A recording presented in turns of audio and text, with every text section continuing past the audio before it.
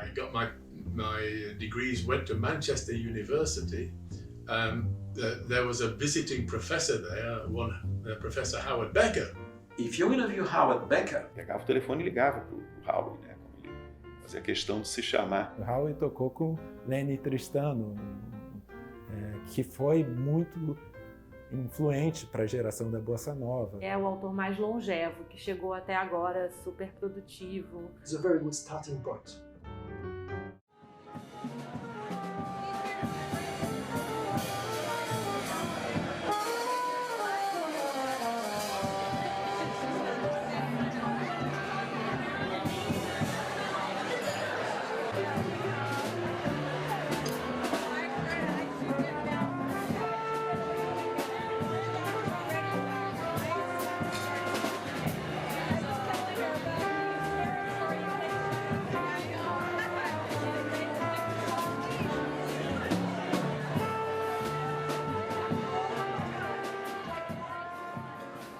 Conhecida pelo estudo das sociedades urbanas contemporâneas, pelo método etnográfico e pelo foco nas interações sociais, a Escola de Chicago influenciou a pesquisa social em todo o mundo. A tradição de Chicago está na origem dos estudos de comunicação. Mas no Brasil, esta perspectiva se desenvolveu com mais vigor na antropologia. Este filme explora a história, as linhas teóricas e os desenvolvimentos de uma perspectiva radical, para a qual as pessoas comuns têm valor. Os fatos banais são importantes, e a consciência de que em qualquer fato social existem muitos outros agentes além de um emissor e um receptor, como numa orquestra, como numa banda de jazz.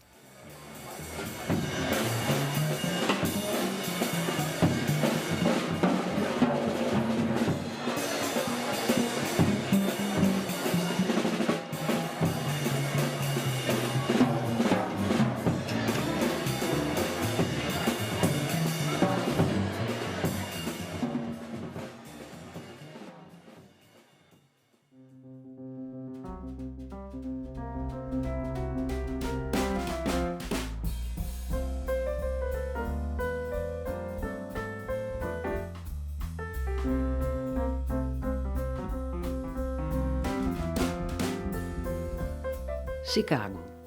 Aquele local, entre os Grandes Lagos e a bacia do Mississippi, foi chamado por seus primeiros povos com o nome da cebola selvagem que crescia ao longo das margens do rio. Desde 3000 a.C., muito antes da chegada dos primeiros europeus no século XVII, os Potawatomis habitavam aquela região e chamavam o local de Chicago, palavra nativa que deu origem à cidade que ali se formaria anos depois. Os primeiros europeus que se tem notícia naquela região foram um explorador e um missionário franceses, a caminho do Quebec, em 1673. 10 anos depois, jesuítas franceses fundaram o Forte de Chicago, um assentamento que teve acesso bloqueado pelos nativos em 1698. Devido aos constantes conflitos entre nativos e comerciantes, era um ponto de encontro de embarcações e caravanas. Um local de interação e comércio entre indígenas e colonizadores. Em 1833, depois do Tratado de Grenville, os nativos foram retirados daquele chão para dar lugar a uma cidade feita de madeira, que acabaria sendo destruída por um incêndio em 1871. 20 anos depois, uma metrópole reerguida em concreto e aço sediou a Grande Exposição Universal de 1893. Na exposição, um novo invento maravilhava os visitantes, a primeira roda gigante do mundo. A poucos quarteirões dali, uma universidade estava sendo criada, combinando o dinheiro de um milionário com a teoria social e psicológica alemã. Nos anos 20, Chicago era uma metrópole multicultural, recebendo imigrantes de todas as partes do mundo em busca de trabalho e oportunidades. Com a crise de 29, os problemas sociais dessa metrópole ficaram mais agudos. Desemprego, violência e crime organizado fizeram de Chicago uma espécie de protótipo do que seria a vida urbana no futuro, em todo o mundo. Para os pesquisadores na Universidade de Chicago, a cidade era um laboratório natural.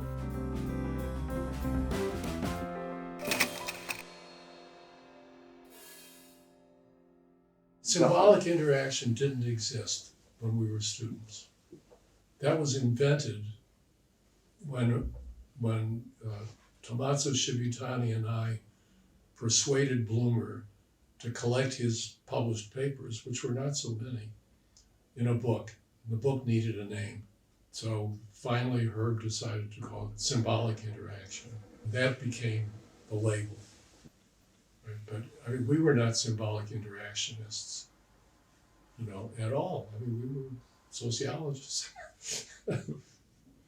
I think, frankly, we all thought that was what sociology was. You studied, the way I came to formulate it is you studied what people do together, how they do it together.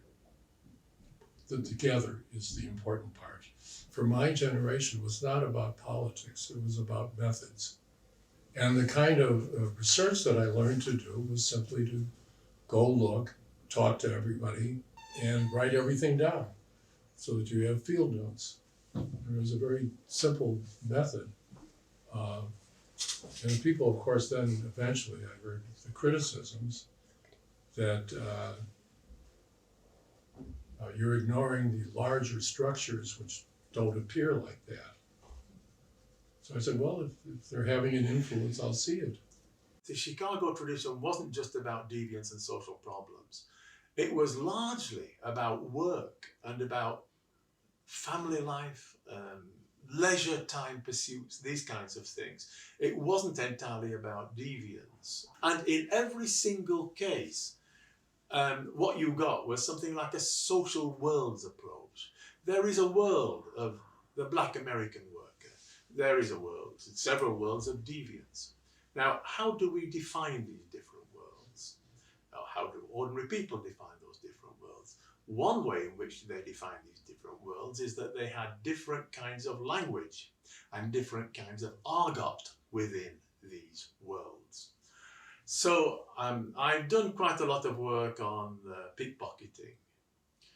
And there are Chicago type studies on pickpocketing. There are Chicago type studies on confidence tricks. And with confidence tricks, they talked about the mark being the victim, and they talked about actions such as cooling the mark out, calming the victim down, that is, after you tricked him and stolen his money. And there is argot and jargon for all these things. So one way in which people formulate their own social world is by developing a language that applies only to that world. So language is very much part of how people make sense of their particular social worlds. So communication studies clearly has a role to play. Of course, social order is really a communicative order. It was the Chicago people who began to figure that out. Você não pode pensar a partir de uma crítica que se fazia de que eles não construíram teorias. Não é, para eles a teoria não existe fora dessa interação com o mundo real, com a atividade de pesquisa, sem essa mediação concreta, né, da vida social. Então, se você coloca de antemão a ideia de que tem que ter uma catedral do pensamento, da teoria, e procura nos autores e não acha, não, eles são bons pesquisadores de campo, empíricos. Não é uma outra forma de ver o que é teoria. Eu acho que toda a tradição de Chicago tem uma grande imersão nesse outro tipo de pesquisa.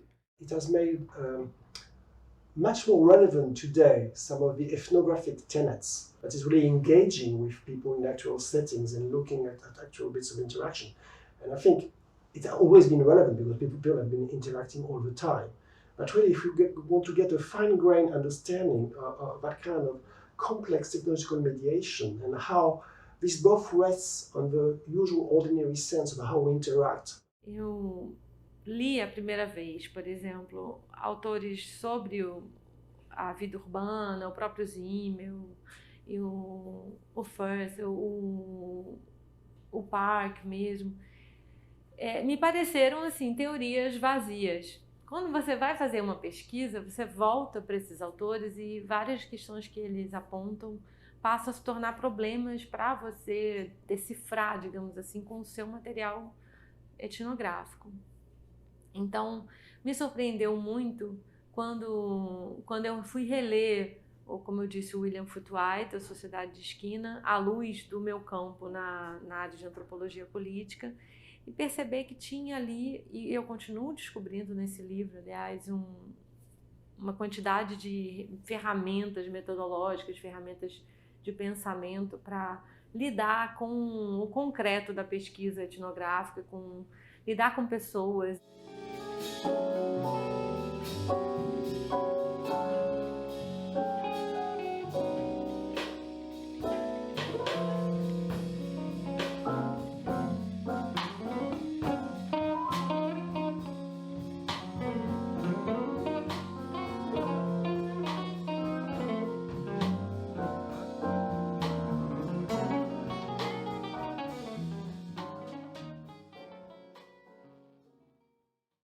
Firstly, there's a resistance towards theory-formed descriptions of the society, which are a priori, which are assumed rather than demonstrated. Secondly, as I said before too, there are concerns and serious concerns to take into account how ordinary society members, in any circumstances, how they describe those circumstances, how they define those circumstances, how they make sense of those circumstances. So we are trying to take people's definitions into account there, because people act on the basis of their definitions. They don't act on the basis of sociological theories. So that is what we want to do. Now, conventional sociology, by contrast, first of all, works very much more a prioristically. It brings a lot of a priori conceptions and preconceptions about what sociology looks like. And secondly, conventional sociologies, they tend to ignore or even actively seek to undermine how ordinary people see their circumstances. They tend to say that ordinary people misunderstand their circumstances. They have an ideological view of those circumstances. It's about reasoning from cases. It's about how you start from a very specific case study. Because this is what people always say. Well, you've just got one case. What do you do with that? 7, 6. We have main engine start. 4, 3, 2, 1, and liftoff. Liftoff of the 25th Space Shuttle mission, and it has cleared the tower. The shuttle mission is now on the way after more delays than NASA. When the spaceship blew up, we were the Challenger. She wrote this fabulous book, and somebody said, well, you've only got one case. And this was not a stupid person who said a stupid thing. And I think there's a misconception that lies behind a question like that. The misconception is that you're trying to generalize about this class of objects. Side of the shuttle in an explosion. One of the chapters in the book, for instance, is an old paper I wrote on consciousness and drug effects. How the way you think about a drug and its effects influences what you actually experience. So I wrote that paper in, I don't know, the 70s probably, and it was a reaction to the problems that were introduced when people started using LSD. What was going on? And what I do in the paper, in the book, is take that paper and annotate it. In other words, it's a section like this, and then now, after the fact, years later, I say, you see what I was doing here? I used this detail to create this kind of variable. Well, the idea of thinking in variables is an idea that having an income of $40,000, roughly the median in the US, having that income means the same thing no matter who's around you. Well, of course, if you have a $40,000 income and you live in a community where most of the people have $20,000 incomes, you're rich. And if you live in a community where most of the people have $400,000 incomes, you're very poor. So The Chicago school insisted that you should not think that way. You should always think that the meaning of this or that property of an individual makes sense only in relation to other social units around. I conceptualized it in a way that's very common as an input-output machine. This comes in here and it comes out the other side that. I mean, the most obvious cases are when people use social class position to predict voting or whatever, cultural tastes. Well, it's not like somebody puts you in a social class and bang. No, something goes on in between, and that's in a black box. Os textos do Howie sobre a história da Escola de Chicago são interessantes nesse sentido de mostrar como aquilo, as pessoas tentam pensar que a Escola de Chicago tem um pensamento comum, é unificado. E o que ele faz questão e que ele repete muitas vezes em vários textos era como era diversificado, como aquela era uma reunião de pessoas talentosíssimas, mas com talentos muito diferentes uns dos outros.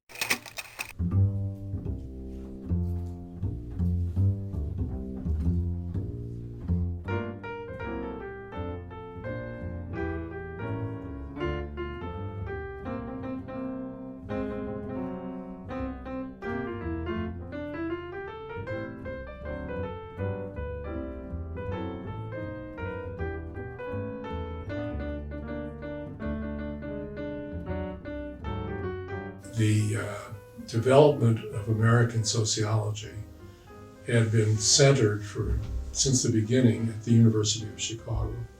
It wasn't exactly the first department of sociology. There was an earlier one at the University of Kansas, not very important.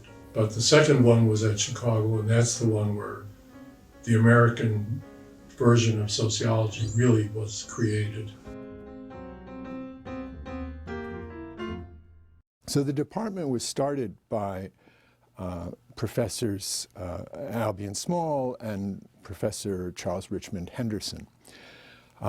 Everyone's heard of Albion Small because he was the first chair and so on. There's a kind of zeroth Chicago school that's those people who start out. And that's when W.I. Thomas comes as a student, for example. It's also when Georgia Root Mead comes as a young faculty member. It's important to remember Mead was not a faculty member in sociology. He was a faculty member in philosophy. But it was a very small department, a very small university, excuse me. Everybody knew everybody, and actually I have a student who's just written a dissertation about Mead, and they lived in the same apartment buildings, these people, sometimes right next to each other. George Herbert Mead, I read him massively when I was young. I read Myself and Society, and he, for a start, I think he brought in a lot of apparatus for the analysis of communication in social interaction. The notion of gesture and significant symbol, for instance, enormously important. The significant symbol, where I use a symbol which has the same meaning for you as it has for me. Of course, that provides the basis of communication. He was very, very good on symbolic meanings of all kinds and how these things developed, and how, above all, symbolic meanings were part of our interaction with each other. He had a praxeological view of social interaction. He looked at social interaction as a set of practices that I do towards you, you do towards me. Interaction is something, again, that we do together. So the notion of looking always at the progress of time into the future comes very much from the pragmatists, because John Dewey was here in those days. John Dewey had brought Mead with him from Michigan when they moved in 1894. And so this focus on process, on looking to the future, always thinking about the future, that comes out of the pragmatist tradition and moves into sociology through Mead, who gave these courses, which people took all the time, sociology students took all the time, and W.I. Thomas as well, who moves that into the notion of life history and looking at the process of immigration and the way in which individual and society kind of fit together. So that stuff is all in place when Park comes. Park came because W.I. Thomas ran into him at a conference and said, well, why don't you come to Chicago and we'll make you a faculty member. W.I. Thomas, I knew his work through reading it, of course. Thomas and Znaniecki, and Florian Znaniecki, I think, was a very, very important guy in Chicago, a Polish aristocrat who went over there. I was told, I think, by Howie, or somebody anyway, that as an aristocrat he would only get up at lunchtime and wouldn't refuse to work at the University of Chicago, except in the afternoons. But Znaniecki was very, very, very important in talking about the cultural coefficient, the importance of cultural meanings and language, and this kind of stuff. Thomas and Znaniecki really cooperated on the Polish peasant in Europe and America, reading letters from Polish immigrants and from their families and stuff like that. And I had cause to meet somebody who had a great influence on my life, a man called Edward Rose, who helped, in a way, Garfinkel set up ethnomethodology. And Rose had his own anthropological perspective, and he died early this century, aged 93. He had known W.I. Thomas, so he could tell me a great deal about Thomas and about how Thomas initially had found these letters from Polish peasants in a trash can, in a dustbin, in a back alley, and began to read them. So it was a complete accident that he found these letters. And Thomas, with his genius, found that there was a project there in these letters, the immigration experience documented by Thomas and eventually by Znaniecki as well. So in that respect, again, we have written texts, which are the object also of communication studies, of course, being there right at the beginning in the Chicago School. Because really, for me, there were people who came before, but really it was Thomas who began to really establish the Chicago School and establish the core concerns of that Chicago School. And he did it through basically sort of communicative objects, letters. W.I. Thomas, especially after he was dismissed from the university, and then he used to come back, I was told, and give secret seminars on the campus. And he was, so he was kind of a mythical figure for us. I never met him. I never met Robert Park, which is something I really regret. Park was a much more lively presence for me because Hughes, who was my mentor, was very, very close to Park. And when I was working on my PhD, I worked out of Hughes's office. I sometimes, was in there working. And Hughes was putting together the 3 volumes of Park's papers, which were originally published. And so here was all these folders full of letters and drafts of things and all his work, including one day Everett found the original outline for the paper on the marginal man. It's like one piece of paper with the main points of that famous essay. It was like, it's like, oh my God, you're finding, the Dead Sea Scrolls or something. 20s, the department basically is dominated in a sense by Park and Burgess, who was a younger man who had graduated from the department in 1913 and then came back as a faculty member. And Burgess doing very much ecological studies at the time, but also Burgess was very interested in life history, and this is a side of his work that's not as well known. We got used to looking at Park's view of the city, and although Ilya Neustadt was more interested in the concentric zone view of the city that Park and Burgess and other people had, he also made it clear that we should look at Park's understanding of people in that society. Park wanted to look at real people in real circumstances and to examine those circumstances as those real people defined those circumstances. So yes, Park was extremely important, both in terms of the rigorous qualitative analysis that he recommended, but also in terms of his overall view of the city, the concentric view. So the first Chicago school is Park and Burgess. They're getting out into the city and doing the observational stuff. They are focused on social psychology and the experience of modernity, which is coming partly from Park and partly from W.I. Thomas. And they're also focused on formal ecology as well, sort of who's pushing around whom, who's influencing whom. And those sort of three strands of the department are kind of put, in a sense, into formal place during the first Chicago school period between 1918, let's say, and 1935 or so.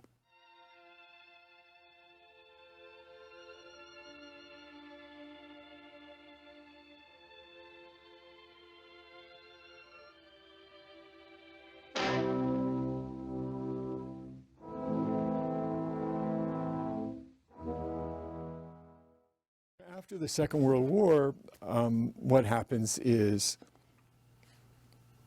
as happened in all the great departments in the United States, there was a backlog of graduate students who had been built up by the war.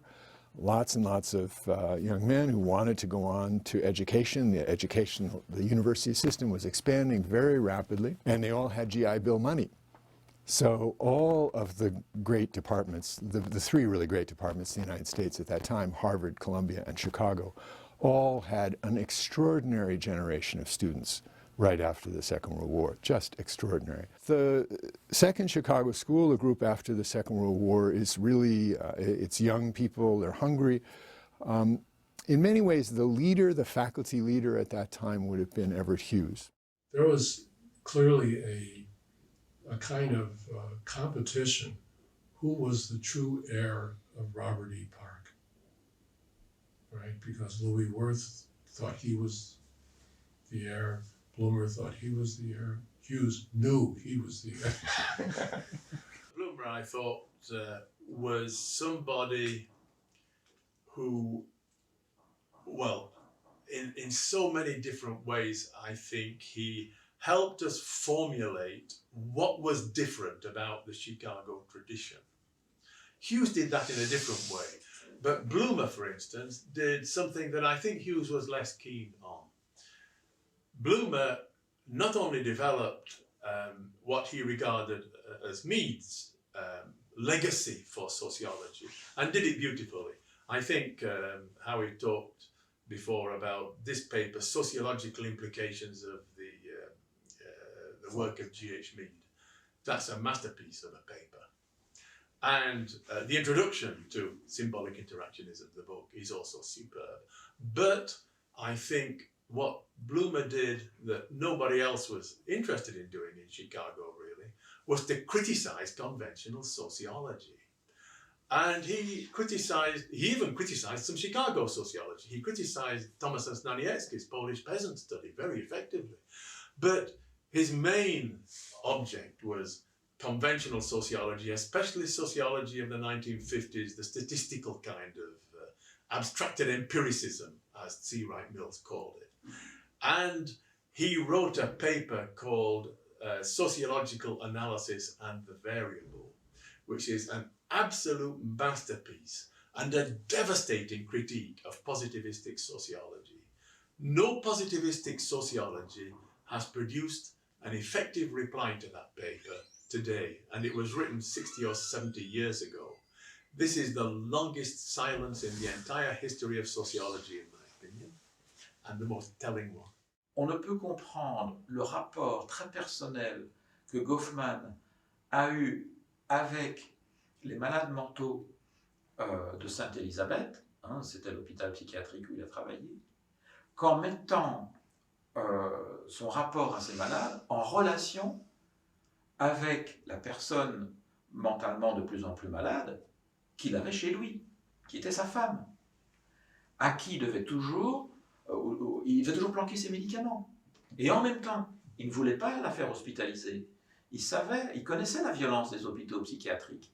Et donc, il était pris entre quelqu'un qu'il aurait dû faire hospitaliser parce qu'elle était souffrante, et il devait en même temps planquer ses médicaments parce qu'elle risquait de les bouffer et de se suicider.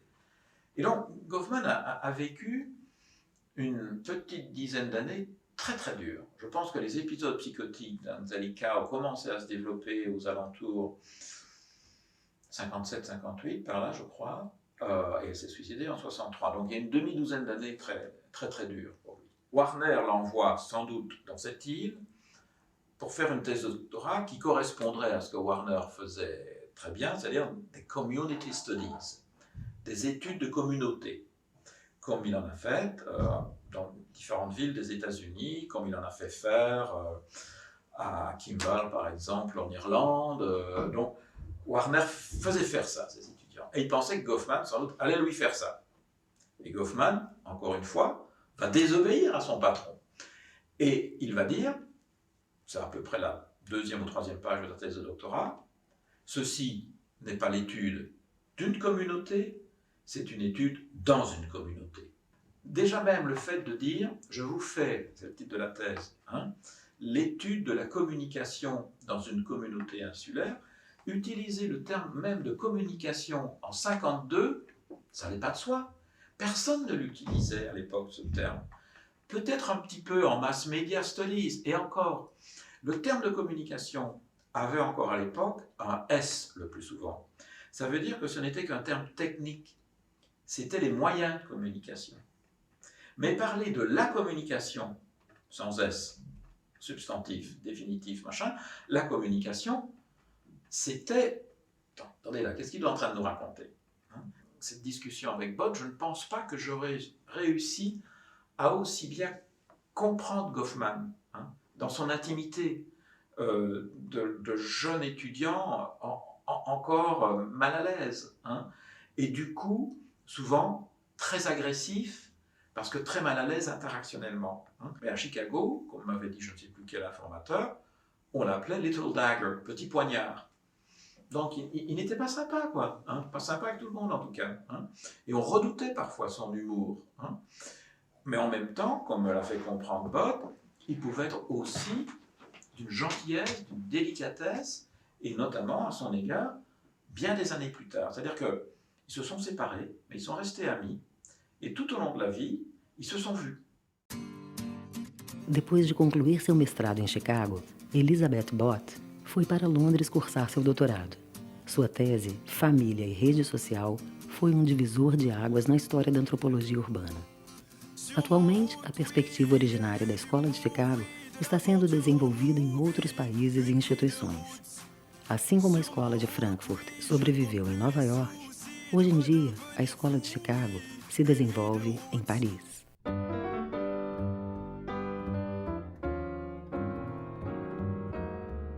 As teorias sociais clássicas produziram entre o século XIX e XX um edifício conceitual que se mostrava sólido, com categorias teóricas e modelos abstratos que explicavam satisfatoriamente os fenômenos da sociedade. No entanto, algo estava faltando: a constatação de que quando pensamos na nossa própria vida, nas coisas que dizemos ou fazemos, nas interações que temos diariamente com outras pessoas, os sólidos modelos teóricos das ciências sociais não são assim tão parecidos com a sociedade que pretendem descrever. A tradição de Chicago busca estudar exatamente aquilo que as outras teorias sociais parecem fazer desaparecer: as pessoas singulares em suas ações cotidianas e os modos pelos quais elas, em interação, se comunicam e fazem sentido do mundo.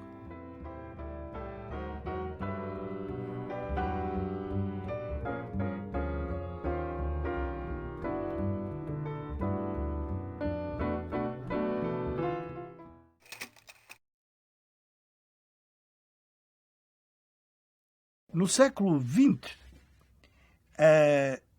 nos anos 20 e 30, desenvolve-se, digamos, um contexto de grandes lutas ideológicas no mundo, sobretudo com a chegada do nazismo ao poder na Alemanha e a Segunda Guerra Mundial.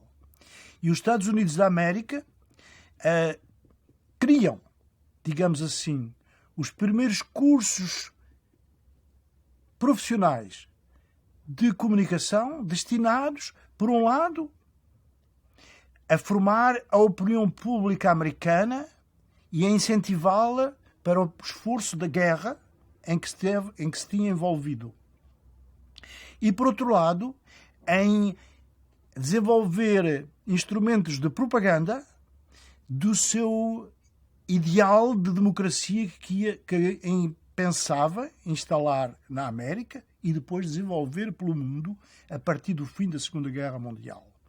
E assim, a partir da Segunda Guerra Mundial, final da Segunda Guerra Mundial, desenvolve-se todo um trabalho com a criação, sobretudo, da Escola de Colômbia por Lazarsfeld, como patrocinada pelo Pentágono diretamente, com grandes investimentos, para desenvolver uma tecnologia de propaganda eficaz na implantação do ideal da democracia americana, não só na América, mas através do mundo. E, em particular, no mundo que lhe é adjacente, que é a América Latina.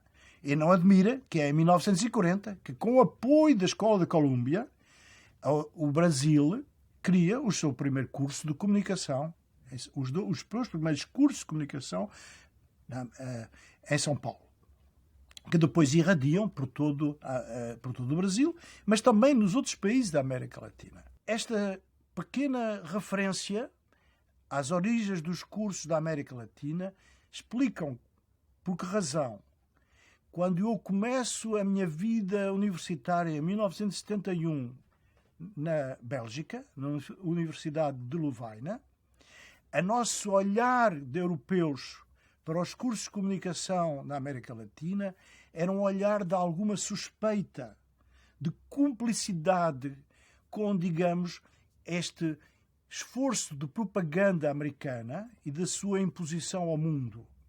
E daí que é só a partir do final dos anos 80, mais concretamente 85, digamos assim, na segunda metade dos anos 80, que nós começamos a estabelecer uma relação cada vez mais estreita, cordial e de colaboração com a América Latina e, em particular, com o Brasil, que começa também a vir cada vez mais para a Europa para formar os seus professores e os seus pesquisadores. Este é o testemunho que eu dou desta história, ao mesmo tempo longa e relativamente recente, da comunicação na América Latina e da sua relação com a Europa. Nós, na Europa, nos anos 70, quando eu estava preparando o meu doutorado, nos anos 70, nós interessávamos por uma comunicação na América que não passava por Colômbia, passava por Palo Alto, passava pela Escola de Chicago e passava inclusivamente pelos trabalhos da Escola de Frankfurt, da sua época, instaladas nos Estados Unidos da América, depois da imigração de Adorno e de Horkheimer para os Estados Unidos, fugindo da perseguição nazi.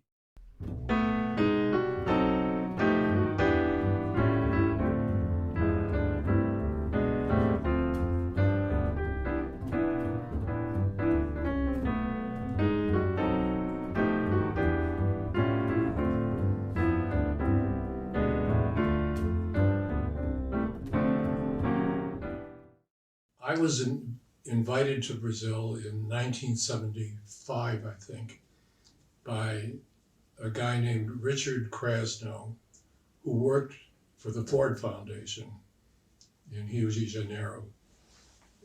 He was in charge of higher education. And he had met Gilberto Velho. And Gilberto told him he had read my book, Outsiders. And he would like to teach a class with me in Brazil. So Krasno said, no problem, we'll bring him. You know, lots of money. So he called me in San Francisco. I was teaching in Chicago, but this was the summer, so it was my vacation. And we lived in San Francisco. And he said, you have to come here to Rio de Janeiro right away. I said, no, I don't go anywhere in the summer. I'm in San Francisco, I stay here. And besides, I don't know even one word of Portuguese. I know how to play bossa nova because I'm a piano player. And bossa nova was like becoming very important, you know, for jazz players. But you know, I don't know the language, I don't know anything, so I can't do that. So he said, we argued, and finally he said, okay, we'll send Gilberto Velho to Chicago during his summer vacation, and then you can study Portuguese.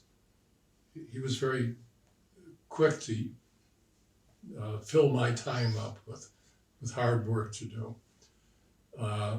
He said, you can study Portuguese and then you'll come next autumn. Nessa tradição do Gilberto, né, ele remontando, fazendo a genealogia, Zimmel, Park, Hughes, Becker, né, e ele, eu acho que a atenção aos processos de interação social é a pedra de toque. Muitas vezes se ouvia falar, por exemplo, no Zimmel como vendo a sociedade formada por indivíduos.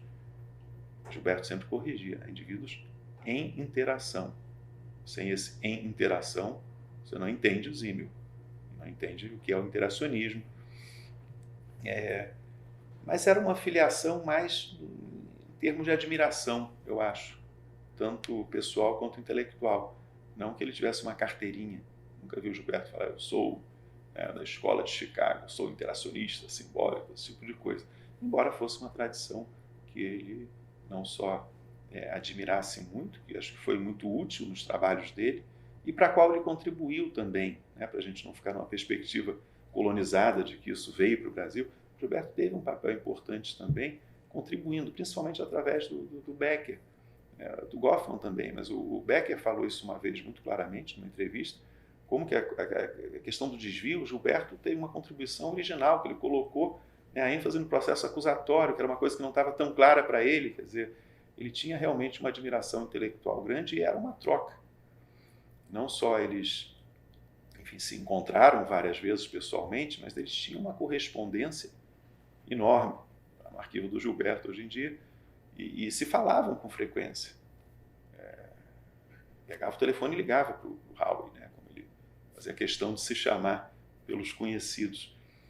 Nesse processo, inclusive, que eu estava para ir para Chicago, não, ele pegava o telefone e ligava direto para ele. E tinha uma relação uma amizade muito franca, né? Fazia muitas brincadeiras. O Gilberto incluiu o Howie na ordem da capivara.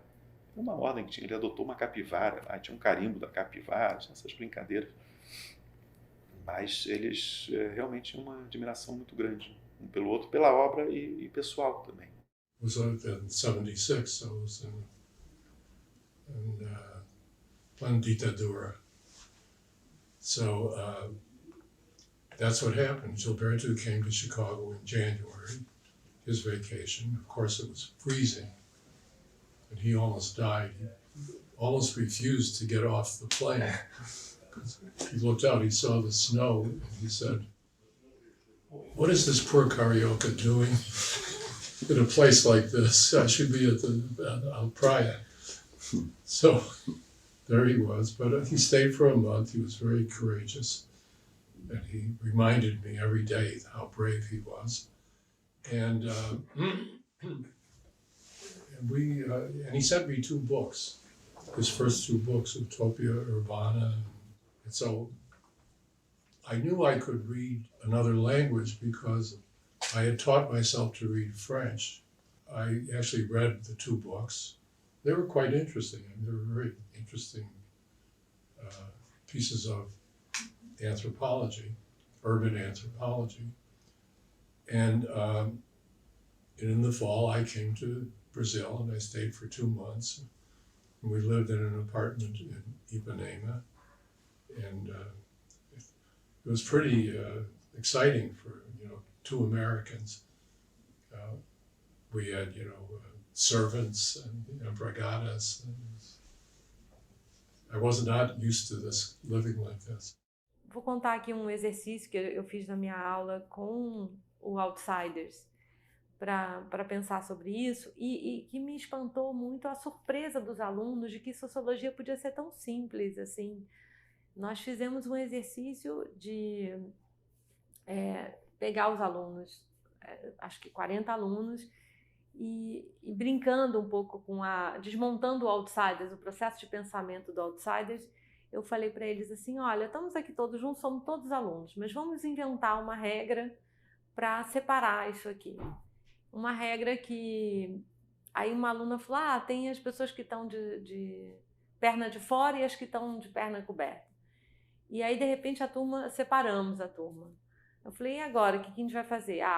Agora a gente tem que criar uma regra para o que vai acontecer com essas pessoas, né? Quem que vai impor essa regra para ela funcionar? Todo aquele esquema do Outsiders que o BECKER vai criando. E uma das coisas que foi, e complexificando isso ao ponto que a gente começou a viver o livro, fazer uma espécie de teatro do livro. Eu proponho muito isso nas minhas aulas, de que a gente pegue a teoria e tente fazer alguns exercícios práticos em cima dela, sem querer esvaziar ou hipersimplificar, mas para ver que a teoria é uma coisa viva, não é uma coisa que está lá no livro, parada. Ela foi criada justamente porque ela foi vivida, quando ela é bem criada, na minha opinião. Nós somos muitos alunos do Gilberto, e o Gilberto também tinha essa abertura, né? Quando eu cheguei para ele e falei, eu vou estudar uma coisa chamada baile funk, e que para outros professores, para outros departamentos, seria uma coisa considerada menor e não importante de ser estudada, e que as pessoas meio riam quando eu falava o que é que eu estava estudando, sabe? Como se aquilo não fosse um tema nobre o suficiente para gerar uma dissertação de mestrado. Então, acho assim que essa turma que estudou com o Gilberto, e a partir da perspectiva que o Gilberto abriu de estudo de antropologia em grandes cidades, e muito, todo aluno do Gilberto tinha que ler BECKER, tinha que ler muito da tradição da Escola de Chicago e depois do interacionismo simbólico. Uma das coisas que ficou muito clara é que para aquela análise funcional, para aquela sociedade que a gente estava criando funcionar, as pessoas precisavam se defender, precisavam acusar, precisavam se manifestar. E foi ficando também mais claro, eu acho que para a turma, o quanto que esses processos de comunicação, por mais, vamos dizer assim, sutis que eles sejam, como eles estão permeados de relações de poder, relações de disputa por espaço, e um conceito fundamental que eu acho que está em todos eles, e que é o conceito de definição da situação.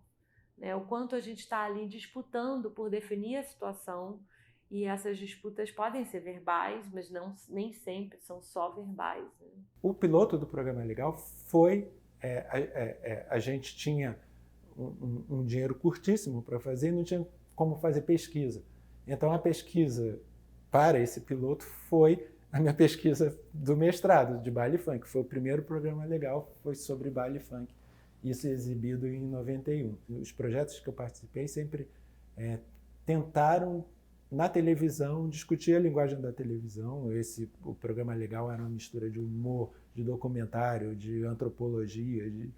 E acho que com os outros programas, depois a gente fez o Brasil Legal e até o Central da Periferia e o Esquenta, eu acho que a gente fez um acompanhamento de transformações culturais no Brasil que eu não vi o mesmo acompanhamento acontecer na academia. Mas as pessoas têm muito preconceito, né, com o que é produzido.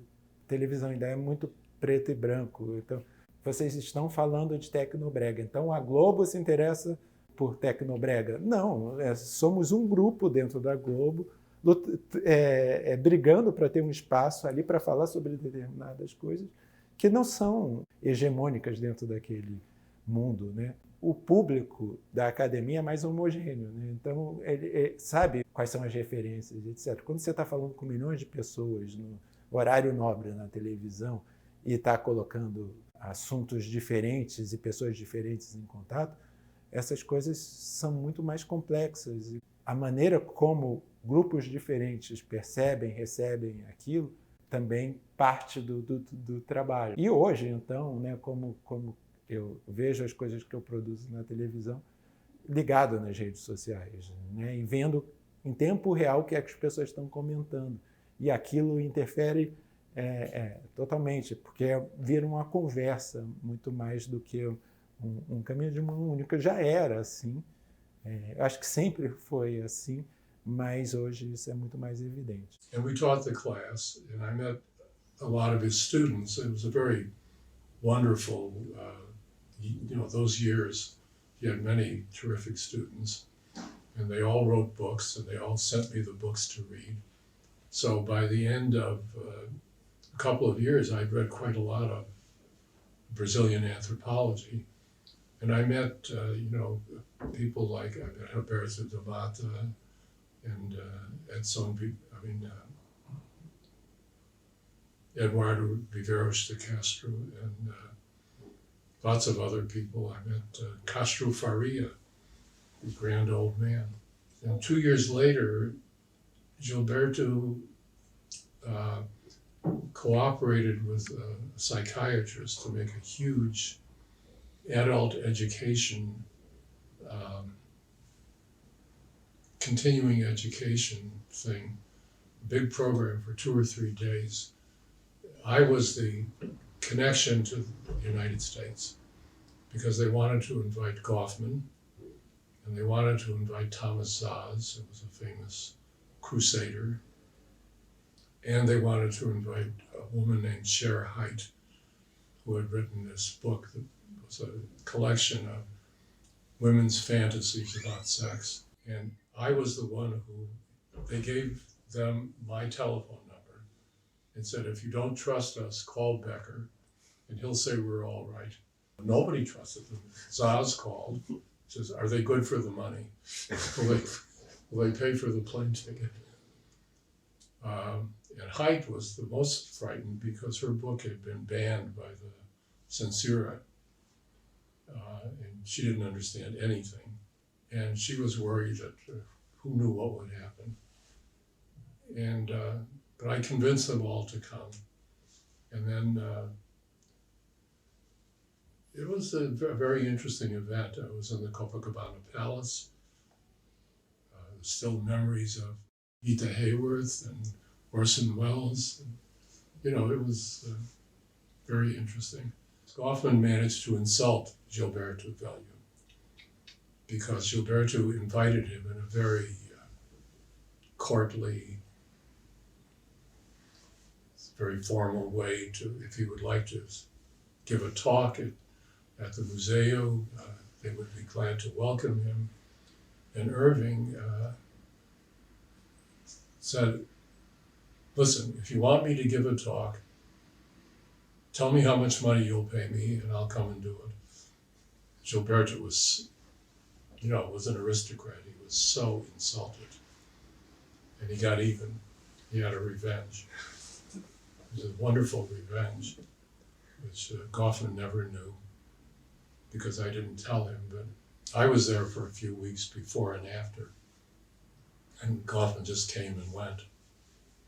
So there were big parties, and there was a big party with music and dancing, and there was a story in Escuela about these big parties, and the story said that someone had observed Goffman grabbing the bunda of share height. This was a, you know, a scandal. But of course Irving didn't know, and I didn't tell him. Um dia da semana ele ia para a universidade, não no L, né, que é aquele elevado, o metrô elevado de Chicago, mas ele ia de carro. E aí eu ia de carona com ele e ele chamava aquilo de driving seminar. Era uma aula que eu tinha que preparar para ir falando com ele e a gente ia conversando no carro sobre o desenvolvimento de uma semana para outra, das coisas que eu estava pensando, o que é que eu estava fazendo ali. E então é esse ambiente. Depois ele se mudou no meio do ano. Eu continuei em Chicago, mas ele foi para Seattle e depois para São Francisco. Eu encontrei com ele nessas situações. Acho que também o interesse por música e por descobertas musicais nos unia, né? O piano dele e toda a relação que ele tem frequente com isso, de levar e de ele gostar de música brasileira. Ele vai, quando Caetano, Gil passam por São Francisco, ele vai aos shows, ele compra o ingresso e escreve falando sobre o que é, e de entender muito bem o que é isso, né? O Howie tocou com Lenny Tristano, que foi muito influente para a geração da Bossa Nova, né?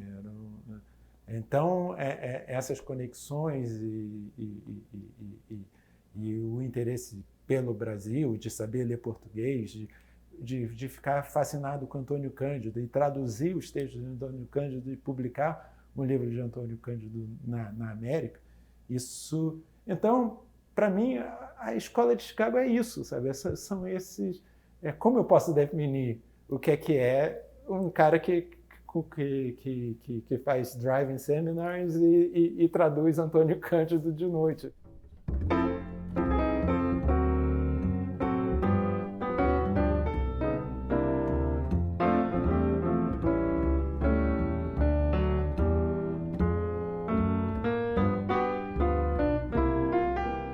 A teoria da comunicação concorrente, que entende a comunicação como transmissão de conteúdos, veio a tornar-se a vertente dominante nos cursos, congressos e editoras. Entretanto, como teoria marginal, pensamento outsider, a perspectiva de Chicago continua a questionar a obviedade redutora deste modelo.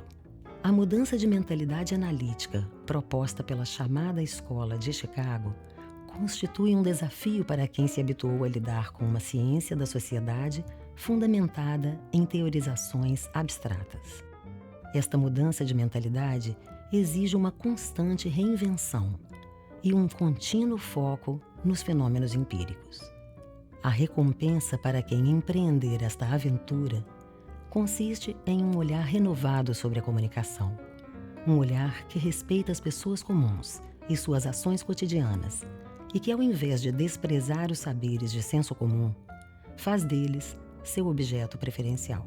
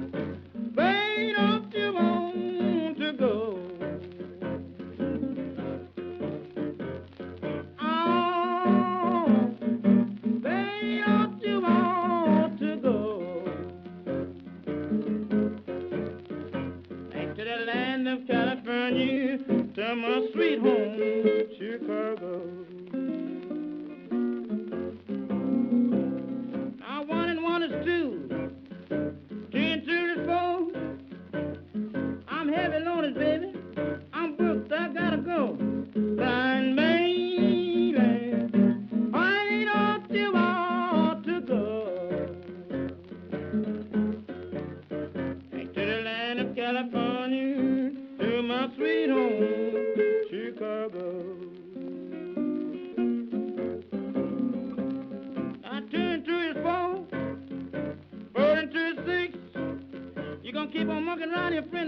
picture.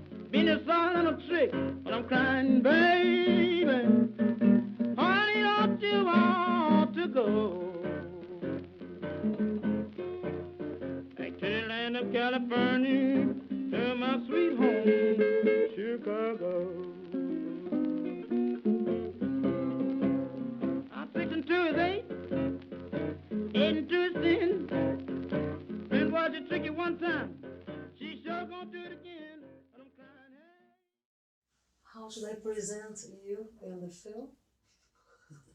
As an independent researcher and author. And I would like to ask if I can use the music of Parole et Musique. Sure. Why You not? have the right and it's okay. Sure. You know, there's the legal question and there's the reality. Okay, ladies and gentlemen.